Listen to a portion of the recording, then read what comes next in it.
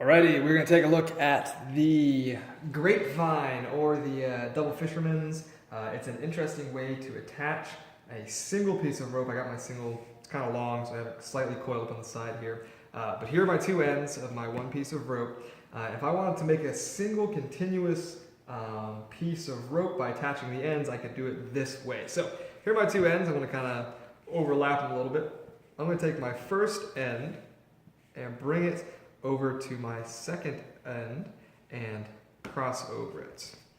And in order to hold this, I'm going to use my thumb here. I'm going to wrap my thumb and my other end all the way around one time. Once I've got that first wrap, I'm going to start going backwards as I continue to wrap so that I have generated this X right there. I'm going to do another loop in the same direction.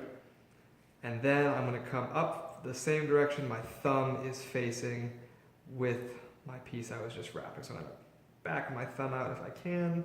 So I have my two loops. I'm going to go up the same direction my thumb was just facing. And as we pull that through, that creates our fisherman's knots. And so there is one. So I've taken one end and I've kind of wrapped it around in a sense on the other end. But the other end of my rope can still slide in either direction, which is not really what I want to do because I want to have two ends. So what I'm going to do now is I'm going to take my other end that's able to freely move around and do the exact same knot, but on the other side. And so I'm going to use my thumb again to hold on to my line. I'm going to wrap around my thumb and around the rope together, and then start going backwards again so that I've created this X right here. And wrap around again. And then I'm going to come up the same direction that my thumb is facing. So into those loops right there.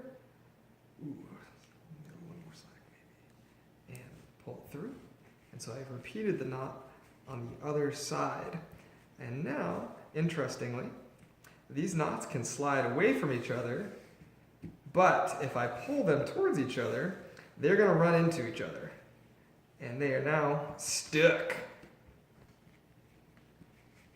And that is a grapevine. And that is a way that you can take your two ends of your rope and create one continuous piece out of it. So here's the rest of my rope. It is now one giant coil because these two cannot pull past each other, which means our rope cannot separate.